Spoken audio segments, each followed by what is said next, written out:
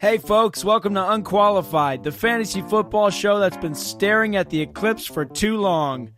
Oh my God, I'm your producer, Rob Diesendorf, and my eyes are burning. For that reason and that reason alone, there will be no fake ads today, no hot takes. I'm just going to hand it straight over to Scotty and Sean, and they're going to be talking about the AFC West, and they're going to just give you straight up fantasy football because, oh my God, I need to see a doctor. I hope everyone is wearing proper eyewear, and I hope that we all had a safe and pleasant eclipse viewing experience. So, with that said, I'm going to hand it straight over to Sean and Scott. Guys, take it away. All right, let's get right into it. Now, this week, we're talking about the AFC West division. So, just to outline, we're going to talk about each team in the AFC West, which is the Oakland Raiders, the Kansas City Chiefs, the Los Angeles Chargers, and the Denver Broncos. We're going to go position by position in each of those teams. So we're going to basically talk about each fantasy relevant position: quarterback, running back, wide receiver, tight end, and what our takes are on each of those players, where they're being taken, where you can get some value, what you should stay away from, and we'll get into each team in the division. Ready? Sound good? Let's do it. Let's start off with the Oakland Raiders, the darling of the AFC last year, and they really came out of nowhere. They didn't come out of nowhere, but they really broke out last year. Kind of did. And they turned into a fantasy firepower. What am I looking for? Superpower? No. Superpower. Super team? Whatever you would like to categorize them at, they were good. Their players were getting it done last year for your fantasy team, and I think it's going to be more of the same this year. And it starts with Derek Carr. So last year they crumbled when Derek Carr went down with injury. Oh, yeah. Hopefully he'll be all healthy this year. I think he's a little questionable now, but he's starting to play in some 7v7 and in practice and training camp. He has top 10 potential when healthy. Last year he had that. He was in the top 10 pretty consistently week over week, and he has two of the best wide receivers in my opinion in the game throwing it to. Yeah, and I'm not too worried about his injury.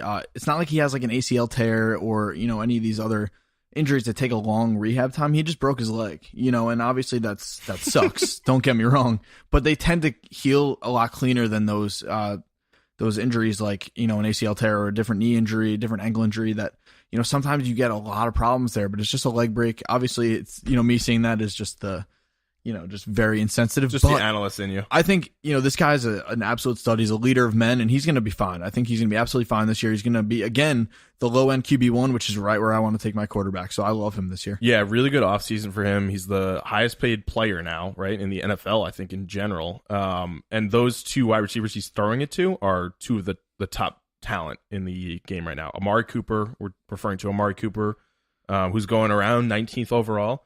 And then Michael Crabtree, who's going much later, but you can get some value there. But I think for Derek Carr's value, he's going around 100, so like round 9 or 10, and he could be a low-end QB1. So I think I personally would love to have Derek Carr as my QB1, and then you could pair him with like a Tyrod Taylor, who has a high floor and a big upside as a QB2, as your bench guy. But Derek Carr, to me, he has top 10 potential, and I think he's going at really good value.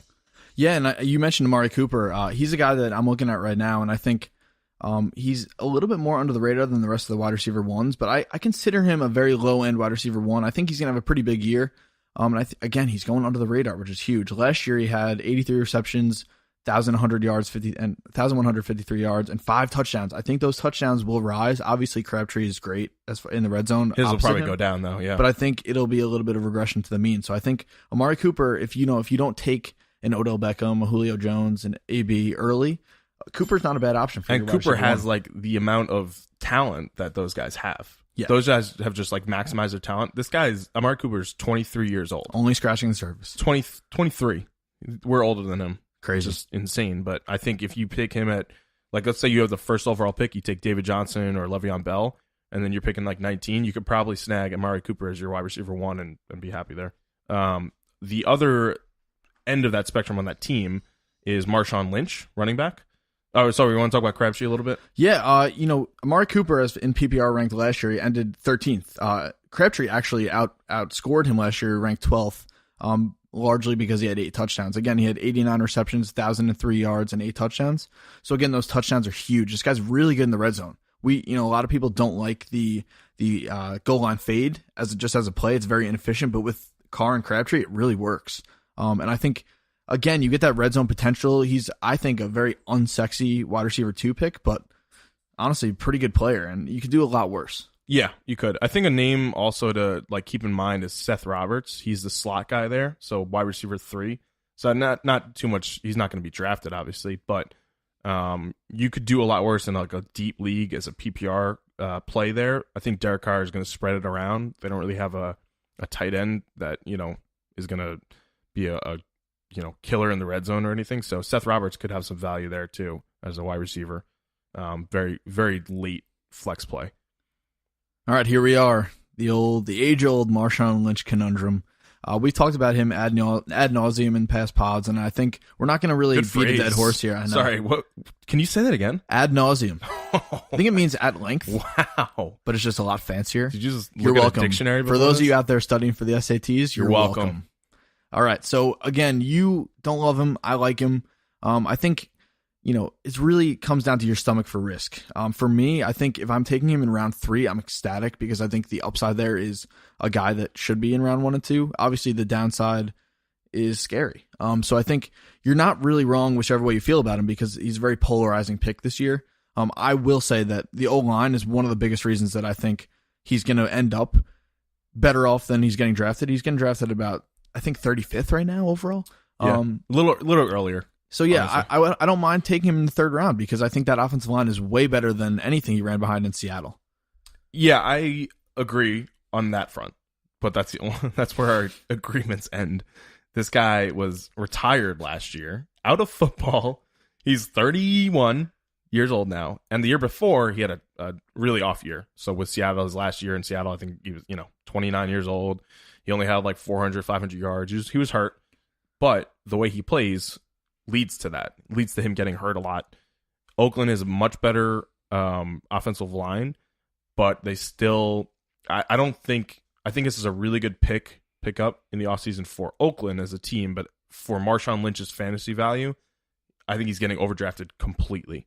And I think even, honestly, the guy that replaced him in Seattle, Eddie Lacy, is going way later than Marshawn Lynch, twice as late. He's going 60. And Lynch is going 30. I think that should be flipped, honestly. Oh, completely honest. If I'm being completely honest, I would not feel good about having him as my running back 1 or even running back 2 because the cap there, his ceiling is so low for me because of the injury, his injury concerns, because of how old he is now and the way he plays. I think DeAndre Washington and Jalen Richard, those are names to look out for because at the end of the year, I think they could be stealing a lot more carries than you would think from Lynch. I think they might actually keep him fresh. They're both smaller, more explosive guys, but I think, again, we're going to disagree on him until the end of time. I think we're going to put a poll out there on one of our social media accounts just to see what the fans think because I can't believe that most people think like you. I can't. I think more people are excited about him. We'll loosen up, We'll man. see. Have some fun. I'm not going to have fun with him because you're going to lose your league if you pick him. Oh, man. All right, so we're going to put out a poll. It's going to be, do you think Marshawn Lynch is a steal or a bust? We'll put getting drafted right where he should be, but I don't think anyone feels that way. He's very polarizing. He's going to suck, we'll see what the people think. He's going to suck. We'll see what the people think. Yeah, we will. All right, let's finish off really quick. We don't spend a lot of time talking about Oakland's tight ends. Clive Walford. Rivera's gone to the Jaguars now, and, I don't think he's going to get enough targets to be a top 10 tight end. That's all I'm going to say about him. Yeah, there's not really noteworthy. I think he's just a wait-and-see guy. With tight end being so, there's not a lot of tight ends besides the top 10 that are really noteworthy. And you could see if this guy will hit, later down the road if you have a Jack Doyle or a Eric Ebron type. And he's just going to be a bye-week fill-in. That's about it. Yeah, so overall for the Raiders, we're not going to go crazy about the breakouts and the surprises here. Really, the guy that's going to make or break your league, we just talked about him, Marshawn Lynch. I think most people know what they're getting in Cooper and Crabtree. Carr is going to be good. It really comes down to your stomach for risk with Marshawn Lynch, and I think that's really the make or break. He could, both of us would say opposite things. We'd say he's either going to be the breakout or he's going to be the bust this year, and that's about it. And I think so. Going off of with what we did with our previous divisions, we did biggest bust potential and biggest potential surprise, and then also the record for that team. So bust potential for me is Marshawn Lynch.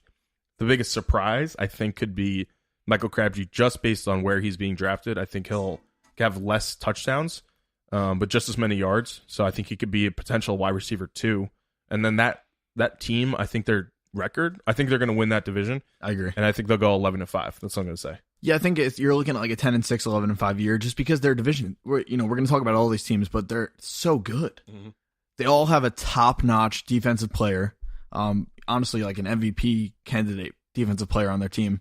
On every single team in this division. That's so true. They're all going to be beating the crap out of each other every week, and it's going to be so much fun to watch. We talked about the NFC East at being a division that we love to watch. This one might be my favorite division to watch in the league. This is like my second favorite division to watch. This is a really good rivalries and matchups here. And now going along with one of the other teams in this division, Kansas City Chiefs. I think this team actually won the division last year, didn't they? Either way, they're right. No, they did. Yes, I think they were 11-5 last year. All right, so this really team, outplaying their worth there. This team maximizes their potential, and it starts with their quarterback. This guy he's a good NFL quarterback. He's not going to be a fantasy relevant quarterback for you, Alex Smith. Yeah. He's maybe a bye week fill-in at best. That's what we're not going to go crazy with him this year. No, I think the writing's on the wall with him though. They drafted Patrick Mahomes from Texas Tech in the first round. So, I don't know if they have he has a contract year coming up, Alex Smith, but writing's on the wall there. I think they've seen his ceiling, and fantasy-wise, he has a ceiling too. So I think we just stay away from him. But the person he's handing off to, as of week 1, will probably be Spencer Ware. However, they also drafted Kareem Hunt in the 3rd round, I think. So a lot of offensive, picks in this round. In their draft. But Spencer Ware, 900 yards last year, around just 3 touchdowns. So he was really just a yardage guy, and he really came on like in the middle of the season. But I think they drafted Hunt as their potential starter and not even a backup. So I think Hunt has a huge upside going where he is, around 100. Spencer Ware, I think, is being overdrafted at 60. I think a lot of people are considering him an RB2, but I think he's a flex guy at best, and I'm going to stay away from Ware because I think the upside of Hunt is so large. Yeah, I think for me, the past couple of weeks I've kind of soured on him a little bit, just because of all this hype coming out about Kareem Hunt. I think Ware now for me is more of a low-end RB2. I think he's a solid flex guy if you can get him there. Yeah. Especially early in the year. He easily could lose this job, but last year he had some very good numbers. He only had 214 carries. He had 921 yards and 3 touchdowns. Again, a guy that's putting up a lot of yardage for his touches, and he's not putting the ball in the end zone. I think that could definitely change this year. So if he comes out first couple of weeks and he puts the ball in the end zone, he's going to keep that job, I think. I think this is an offense that, they're not going to throw the ball around a ton, and when they do throw, they like to throw it to the running backs. So I think there is room here for Hunt and Ware to both be fantasy relevant. Where you're taking Ware, like you said, you wanted to take him as a flex. That's a perfect spot for him. I think he could really do well in your flex spot, but the only way you would get to that is if you take 2 stud running backs before that. Yep. So let's say you take one of the top 2 or 3, like Ezekiel Elliott, David Johnson, Le'Veon Bell, and then you take like a Todd Gurley or Lamar Miller as your RB2. Then I might feel okay about taking Spencer Ware as my flex. I feel good about that. 2 wide receivers or 3 in the middle of those. But other than that, as a starter, stay away from. And Kareem Hunt, I would say he should be drafted like right where he is, but as a really big upside guy there. I think that's a name to keep on the lookout for. Another kind of chic pick so far. He's going like right where Ware is going is Tyreek Hill. So basically, he's the de facto first wide receiver now, Tyreek Hill, after they got rid of Jeremy Maclin in the offseason. But very undersized guy. He's a quick guy. I don't see him being any more than a flex guy. But you see it differently, I think. Yeah, I mean, again, if you get this guy as your flex guy, which is kind of where he's getting drafted, I think you could be ecstatic about it because this guy is one of the most explosive players in the NFL. He's he might be the fastest guy in the NFL, actually, now that I'm thinking about it. And I disagree with you there. He showed a ton of upside last year. He's just, if you watch him play, he's a guy that just pops off the screen. Obviously, he's not going to be as consistent as the other guys at his position, just because of the fact that Alex Smith, again, isn't, the lights out quarterback that, the Niners thought they were drafting a couple, what was it, 10 years ago now? Crazy. 2005. So 12 years ago. Wow. Same as Aaron Rodgers, same year. Wow. Ooh. Yeah, he went first overall too, Alex Smith. Oh man, that's a discussion for another day. Yeah. Oh my god, We could go on for hours with it. I will say this about Tyreek Hill: he's a guy that, if you draft him, he's going to win you multiple weeks if you have the stomach for risk. Again, that's the thing I keep finding myself saying. If you're going to take a guy like this, you have to be willing to just accept the fact that he's going to have weeks where he puts up 20 yards because other teams are able to game plan effectively for him. He's a guy that is, again, as I mentioned, just out of this world athletic. He's maybe the best athlete in the NFL, but where would you feel good about having him flex? I would say flex again. If he's my flex guy, I'm pretty happy about it because not a starter. Because the way I look at my team is when I'm building my team, I get my top 2 wide receivers, my top 2 running backs, and then the rest of my players are just my stable to possibly be a flex guy. So if he's in that stable and he's a guy that I see, he's going to play the Jets in a couple weeks. I don't even know if they do play the Jets this year, but I'm going, okay, who do the Jets have at corner that's gonna shut this guy down? Nobody. So I'm playing him that week.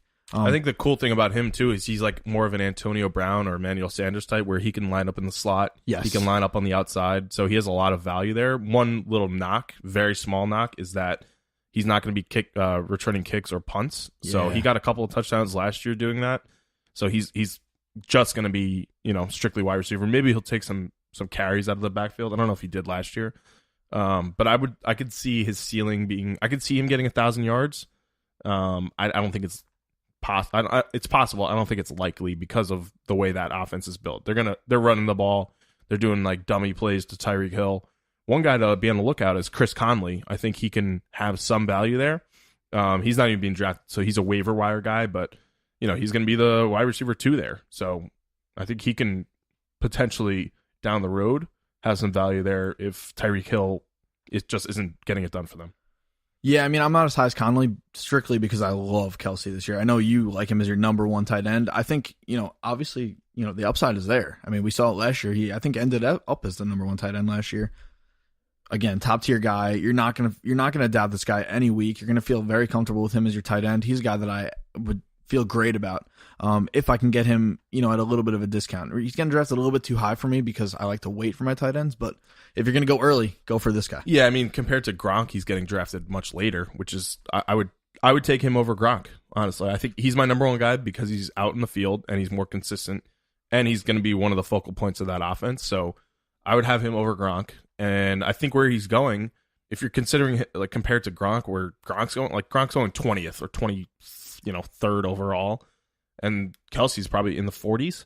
So if you have 2 solid either running backs or wide receivers and then one of the other, 3 solid guys, him as your 4th pick, you can do a lot worse. Yeah, absolutely.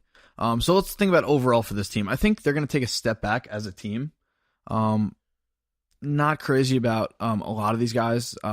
Again, a lot of risk here because the division is so good. Yeah, I agree. I think they're going to take a step back. I'd say my surprise here I think it's going to be Tyreek Hill, to be honest with you. I think this guy is just so good. He's undeniably athletic. He just impacts the game every time he touches the ball. So I think, he's a guy that, again, he's going to have some weeks where he lets you down. But if you look at his numbers last year, especially PPR, he only had about 4 or 5 weeks where he was in single digits. Every other week he was killing it for you. He had a couple weeks where he scored over 30. Again, it's a guy that can win you your weeks. And I think if you see a little bit more consistency out of him, he's going to be a star. Yeah. Biggest bust potential, what do you think? And the record. Biggest bust, even though I kind of like him, I'd say Spencer Ware again. Yeah. We kind of talked about it already, so I'm not going to go crazy. Record, I think they're going to fall back down to earth. I think they're like a 7-9, 8-8 team this year. Ooh, wow. They're really falling down, huh? Yeah, I think the Chargers, who we're going to get to in a minute, I think they're going to be a lot better this year. I think they're going to win some games. They couldn't catch a break last year, the Chargers. Yeah. I think Denver with that defense could steal a couple games. And we just talked about the Raiders. I think the Raiders might light the world on fire this year. Yeah, I think I agree. I think they're definitely due for a regression. Like 8-8 is my prediction. Yeah. That's fair. I think biggest surprise is going to be Chris Conley. Okay. I would have said Kareem Hunt, but I think he's getting drafted. Chris Conley is not getting drafted at all. Tyreek Hill, it doesn't look like a wide receiver 1, like a first wide receiver guy. So I think Chris Conley can have some sneaky value there as like a wide receiver 4, which is, just a bye week fill-in, but he can potentially get you 10 points when you need to. Biggest bust potential, I'm going to agree with you, it's Spencer Ware for those reasons. And then record, I would say this team is 8-8. Yeah, I'm going to say the same thing. I think they completely outplayed themselves last year, and they've lost a lot of guys and don't have those go-to running back one or wide receiver one like they've had in previous years. All right, now let's get into a team I just mentioned, a team that I really like this year, the San Diego, but now Los Angeles Chargers. Oh, we did write San Diego on there. Sorry. Oops. So let's start with Phillip Rivers. This guy is the model of consistency. This guy does it with a subpar offensive line year after year, and he just makes the rest of his team relevant. He's a really good NFL quarterback, not the greatest fantasy quarterback anymore. Used to be. But now, he's still a guy that you're not really going to draft. But if you draft like an Aaron Rodgers or a Tom Brady and you don't want to take a backup, just keep your eye on Phillip Rivers on the waiver wire. Pick him up when you need him. Yeah, bye week, maybe an off week, and then if you need a quarterback 1 week, this guy's probably going to be there, and he's going to get the job done for 1 week. Yeah, not much to talk about with Rivers specifically with his value. Yeah, I think he's, even for bye week, like I'd rather have Eli for a bye week guy. And also with Phillip Rivers, he throws a ton of picks. Yeah. So when you're looking at the Chargers defense, they might be on the field a lot. For the people he's throwing to, that's the most important part to talk about Rivers because he is consistent. And we'll get to that in a little bit. But yeah, bye week guy. Let's get right into it. Why not? Yeah, why not? A ton of wide receiver options here. Yeah, it's just a logjam here. So you got Keenan Allen coming back from injury. You got Tyrell Williams, who crushed it last year he came out of nowhere. Mike Williams out of Clemson was drafted 7th overall by the Chargers, but is very hurt now. He might be out. There's reports out that he might be out for the year. And then you got Travis Benjamin, who's not really noteworthy. But the injury to Mike Williams paves the way now again this year for Tyrell Williams. I think Keenan Allen is a slot guy. Hopefully he stays healthy, but they're probably going to limit the amount of playing time he gets. Tyrell Williams, I think, is awesome value at like 120 where he's going. He could be a wide receiver 1, and he proved it last year. Well, I don't know, wide receiver 1 saying a lot. No, sorry. I'm wide receiver 1. Gotcha. That's what I meant. He could be like a wide receiver 3 kind of guy. Honestly, right now, he's ranked, ESPN PPR ranked, he's ranked 41st amongst wide receivers. You're looking at that. You look at his last year, he was ranked 19th, end of the year at 19. He had 1,000 yards, 7 touchdowns. That's wide receiver 2 numbers. Yeah, and he had the same numbers as Terrell Pryor last year. And Terrell Pryor is going, 45th overall? And deservedly so, I think. Deservedly, but Tyrell Williams is barely getting drafted. And now, if Mike Williams is out for like even 6 games, I would love to have Tyrell Williams for those 6 games. And if Mike Williams is out for the year, forget it. Like, he's going to be top 20 wide receiver like he proved last year. Yeah, I'm thinking he's probably going to end up, especially if Williams is hurt, I think he's going to be a top 25 guy. I think Keenan Allen, I don't hate either. I think, obviously, a lot of guys got burned by him last year with those injuries. He's a huge injury risk. We've said, we say this a lot. The appetite for risk here. If you can count on Keenan Allen as your 4th, 5th best player, and you're willing to take that risk and it pays off, you're gonna be fine. But again, I'm not, because I think he's a little bit overvalued because his rookie year was so great. That was the only like kind of good year he had. We need to look at what kind of player is this guy. I think he's more of a really good slot guy. Yeah, and the big thing with him is he was target dependent. Yes. So the only reason he was doing well rookie year is because there was no one else that Phillip Rivers could throw it to. He's not. There's a logjam there now, especially if Mike Williams is out on the field, which I don't think he will be. Now they got Tyrell Williams. They got 2 tight ends. Keenan Allen is due for. He's being overdrafted completely. I think ESPN ranks him as like the 11th overall wide receiver, which is in PPR. Way too early, and he's going like 35th overall. I think you let someone else take him. I think you get Tyrell Williams at 120, and you reap the benefits of a guy that is off everyone's radar. And Travis Benjamin, forget about him. He didn't do anything last year like he was supposed to. He started off kind of hot, but he faded because that's what happens when teams start the game plan for you. Right, exactly. He's not a guy and you can't overcome it with your talent. Exactly. Yeah. And so I think we can agree. Mike Williams and Travis Benjamin, let's say Mike Williams is healthy all year. Those 2 guys are just going to be dummies. That's a bad way to describe it, but they're just going to open the field up for Keenan Allen and Tyrell Williams, who are going to be the top 2 wide receivers. Yeah, last thing I'll say about the wide receivers here, if you're in a dynasty league, Mike Williams has a ton of upside. Yeah. The only thing that caps it is that you don't know how much longer Rivers is going to play. So right. You really are banking on, if you're in a dynasty league, which we don't talk about a ton, he's a guy that has a huge amount of talent. You saw it last year at Clemson. Big guy. He has all the tools to be a future number 1 wide receiver.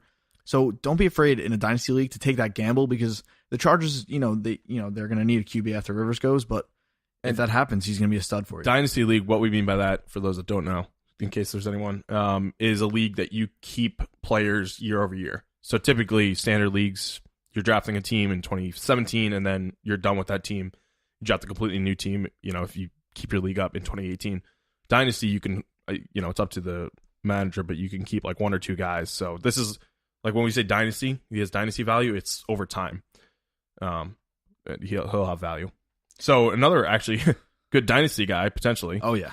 But good guy for 2017 at least is Melvin Gordon, their running back. Strong running back one. His rookie year 2 years ago, he had 0 touchdowns, and he had 10 last year as a second-year player. So where he's getting drafted, I think he's going to get the bulk of the carries. They got rid of Danny Woodhead, so Brandon Oliver is only going to be a change-of-pace guy. Andre Williams is going to be a fill-in if they need it for an injury. Melvin Gordon is a top 10 running back for me. Yeah, I love this guy this year. I think one thing that went kind of under the radar for this guy last year is he catches the ball out of the backfield at a pretty decent clip. He had 2 receiving touchdowns last year to go with those 10 rushing touchdowns. Yeah, and no Woodhead now. And there's no Woodhead to take those reps away. I think Woodhead was hurt last year, wasn't he? Mm-hmm. So again, it's going to be more of the same. This guy owns this backfield. He's clearly a better player than Brandon Oliver and Andre Williams behind him. And again, he showed it last year. This guy is absolutely phenomenal. Yeah. He obviously got hurt the last 4 games of the season he basically missed. He got hurt in the 4th to last game. But before that, he had basically 1,000 yards, 997, and 12 touchdowns. Consistent. Strong running back one. I think Anthony Lynn as their coach, you saw what Anthony Lynn did for LaShawn McCoy and Mike Gillislee last year. No reason to think their running game is going to be even better this year. Yeah, I feel really good about him. And you're really getting him at like 12 overall. So if you have like pick 8, 9, or 10, and you take like a wide receiver there, him as your running back one is a really good pick there. In a deep league, I think Brandon Oliver is your must-have handcuff very late, just because we saw a couple years ago Brandon Oliver he can play if he gets good blocking. So again, just keep that in mind. Just really quick. Yeah, name to keep in the back of your head. Tight end there, Antonio Gates is, I guess, the starter still, but we saw a lot of value out of Hunter Henry last year as his backup. Hunter Henry was very touchdown dependent though, so that's something to be aware of. He's not going to get nearly as many, I don't think, especially with the amount of wide receivers they have back. I think he had 8 touchdowns last year. Yep. Yeah, and 479 yards. So what I think is going to happen is you're going to see the touchdowns go down, the amount of yards go up because he'll overtake Antonio Gates as the number 1 tight end there. I would kind of stay away from this tight end situation right now. It's just like they're just vulturing from each other basically. If you're in a deeper league, like a 12 or 14 team league, I think you might have to take a look at Hunter Henry just based on, if you decide to wait for a tight end. But again, Gates still being there, while I don't think it's going to like completely crush Henry's value, I think it still does put a little bit of a dent in it. I think by the end of the year, Henry will definitely win that job out. I think he earned Phillip Rivers' trust a little bit, obviously, with those touchdown numbers last year, but he's a little too risky for me in your 10 and 8-man leagues. Yeah, I agree. I think the biggest surprise out of this team is going to be Tyrell Williams, where he's getting drafted. I think he could be a wide receiver 3 for your team. So he could be a flex guy, to be honest. Yeah. I think he's for that team is going to be their number 1 wide receiver. Biggest bust potential, honestly, is Keenan Allen for sure for me. He's going way too early, and he hasn't proven he can be on the field. I think this team is going to be much better than last year. What were they, 5-11 last year? I think they'll be at least 8-8 this upcoming year. Yeah, I think I agree with everything you said. The same bust, same breakout, and I think 8-8. I'm thinking they might be a 9-7 team this year. They might sneak into the playoffs. It's very possible. Maybe a wild card with Joey Bosa making a big step forward on defense. I think this is going to be a good team this year. Yeah. All right, let's get into the last team in this division, the Denver Broncos. A very interesting NFL team, in my opinion. Very. We're going to start with our quarterback situation. We don't know who it's going to be.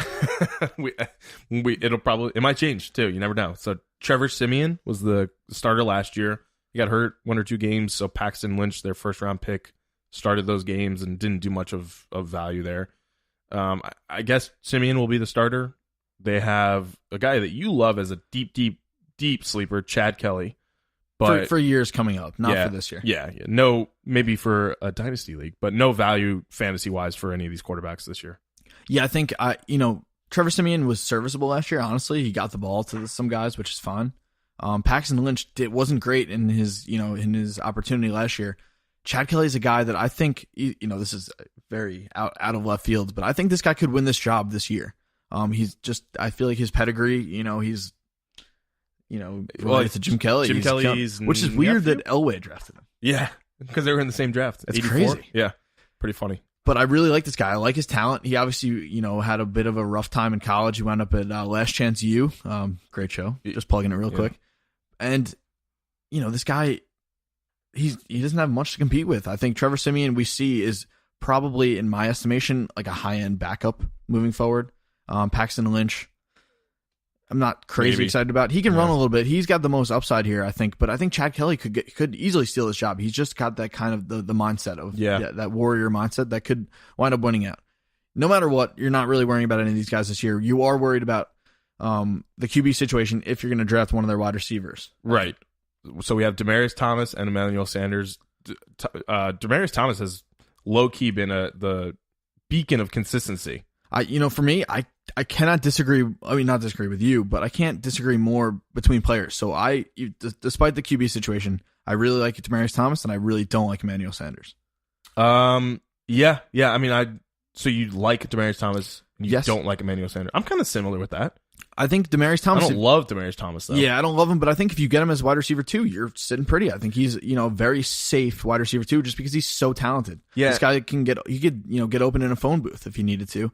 He's just huge. He's fast. He's explosive. If he was playing with a different quarterback, he'd be a no doubt wide receiver 1. So he's got that blue chip in him. But that's the knock on him though. You don't know who's throwing it to him. Exactly. So it's not like a sexy pick. It is like a very stable pick. So he's going like 30th overall.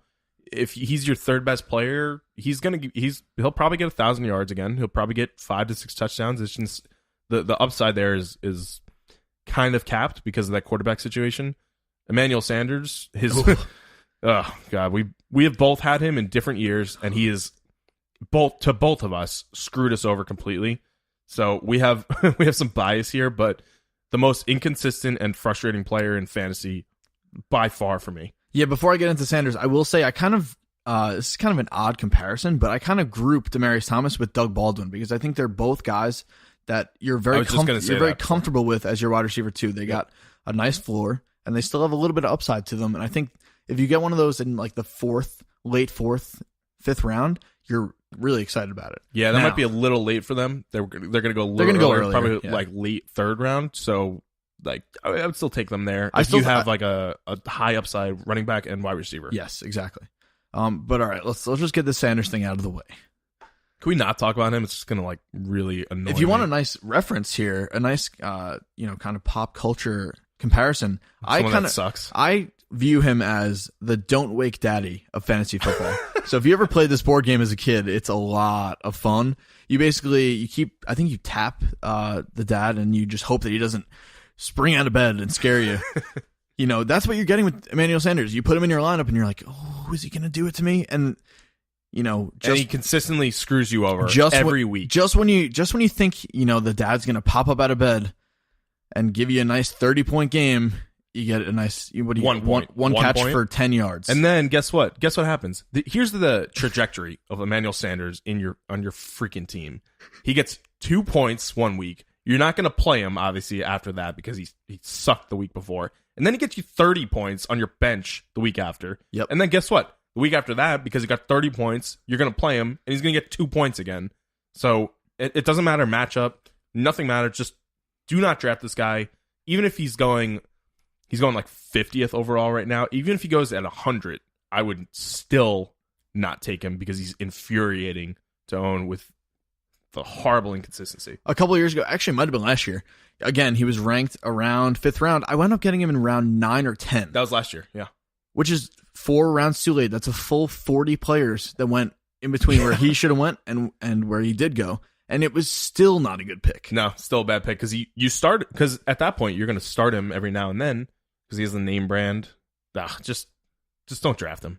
If he had a better quarterback, I'd be excited about him. But I'm not at all. Stay away from him this year. When he kills you on your team, don't blame us. Don't go crying to us. We're very qualified to make that assumption. Yes, that he's going to be bad. Anyway, So we just talked a lot about them. Let's talk about the running backs, because this is, I think, more important and very interesting and more situation. difficult to figure out. So CJ Anderson, who always has hype in the offseason, we're always thinking he's going to be a top 10 running back. Never really puts it together because he's always hurt. He's the starter, and then you got Jamal Charles and Devontae Booker behind him. Yeah, so I owned actually CJ Anderson and Devontae Booker last year. Anderson was actually a pleasant surprise. He was a solid running back too until he got hurt. Yeah. Just the way he plays, he's going to get hurt more because, you know, I'm kind of going against my word here, but he kind of plays like a Marshawn Lynch type. He's very good after contact. He's strictly between the tackles. He's low center of gravity. He's going to get hit a lot. Yeah. When he did get hurt, obviously that was brutal for my team, but I still had Booker. I did the, you know, responsible thing. I handcuffed him. So I was really pumped to have this high profile rookie stepping in, and he disappointed me big time. Yeah. I think everyone thought he was going to just step into CJ Anderson's spot and like overtake him as a starter and be better, and he wasn't. Now, though, as of August, you know, beginning of August, he's hurt. So he's going to be out for a few weeks there. And I think that only gives more stock to CJ Anderson. I think Anderson is actually not a bad pick anymore where he's going. Around 58 overall. So that's like basically around 5-6. If you have two, this is the only place I would take him. If you have two pretty good running backs, so you have like one of those top three, or even like a Melvin Gordon, and then like a, you know, Lamar Miller or a solid RB2. The only way I would take CJ Anderson is if he's in my flex spot, and maybe even my first bench guy. Yeah, I think his ceiling is never going to be running back 1. I think his ceiling is running back 2. Yeah, solid running back 2. So again, you know, you take that injury risk with him, and is the ceiling high enough? For me, having owned him last year, I might not do it this year. On the other hand, one guy that I know you're not huge on, but for the price though, Jamal Charles. This guy's getting drafted so late this year. He's getting drafted in the round right before the kickers and defenses. I love when you're going to be wrong about this. He's not even going to be close. But even if I am wrong, I'm wasting my round 13 pick on a player that is one of the most talented players in the league. Wow. Not anymore. But I mean, he's still, you know, okay, name me 15 running backs. We're not going to go through the whole list, but I don't think there's 15 running backs in the league that have the skills that he does. Right now. As of this moment. Right now. No, you don't have to. We don't have to go through every single one. But I could name 10, and it's the top 10 running backs that are being drafted right now. At their point in their careers, I think have more skill than Jamal Charles.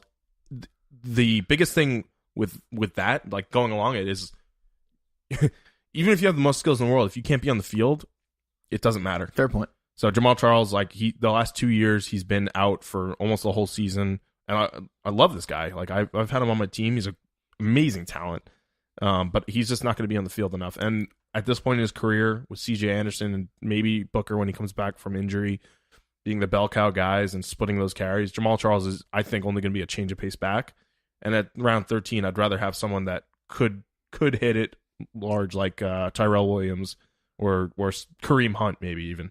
Yeah, for me, I can't believe that the Broncos picked up Jamal Charles not to play him. So yeah, my biggest thing is I think they're going to try to get him on the field. And if, you know, again, if he proves he can stay healthy, or even if CJ Anderson is still the lead back and Charles gets, you know, 10 carries a game, catches the ball 5 times a game, I think he could be a flex-worthy player. So I think I disagree with you there. I think for the price, he's a great value this year. So again, we might have to make a second poll after. Maybe we'll do another poll. We'll see. For Jamal Charles. Anyway, tight end, not much to talk about here. Virgil Green, starter, but whatever. And Jake Butt, I think that's how you pronounce it too. He went to Michigan, I think? Yep, yeah, Michigan guy. That's a guy, like, keep your eye out for him. He pretty much fell to them in like round 5 in the draft. He could actually take over that tight end spot. If they get good quarterback play, he could potentially be the third option in that offense, to be honest with you. Like, receiving wise. You never know. I don't think I'm drafting either of these guys. No, me neither. Maybe I'll keep these guys on my like watch list during the season, especially if one of the QBs, you know, proves that they can play. But again, I'm not going to go crazy with these tight ends. Yeah, biggest potential surprise for me is going to be, honestly, it's going to be Jake Butt. Just because of his... You know what you're getting with this team. Yeah, I mean... Except for the running backs. You pretty much know what you're getting, exactly. And the biggest bust potential is going to be, honestly... Well, Sanders, I'm not even taking, so I'm not going to say it's going to be Sanders. It's going to be CJ Anderson, just because of his history of injury. But this team, I think, is due for a drop down. Yep. In terms of like NFL record. I think they're going to go 6-10.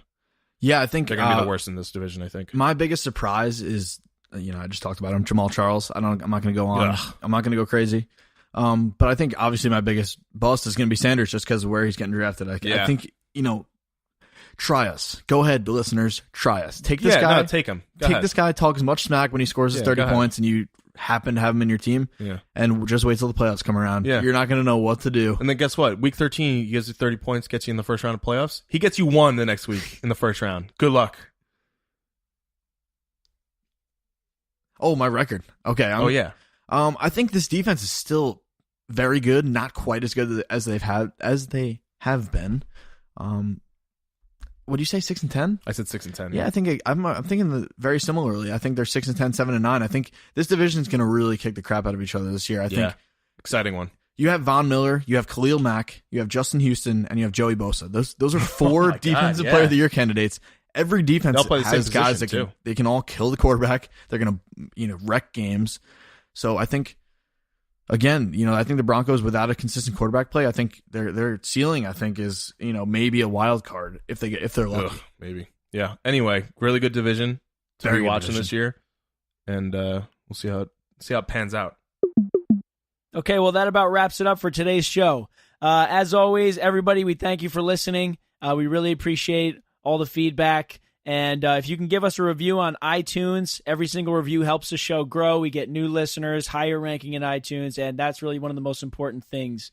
Beyond that, give us a follow at unqualifiedff on Twitter, Instagram, Facebook. You can send us an email at unqualifiedff@gmail.com, or you can send us a message on Facebook, tweet at us. We even have a phone number. It's listed on those pages. So everybody have a great day. Hope you're not blind from the eclipse, and we'll talk to you next time.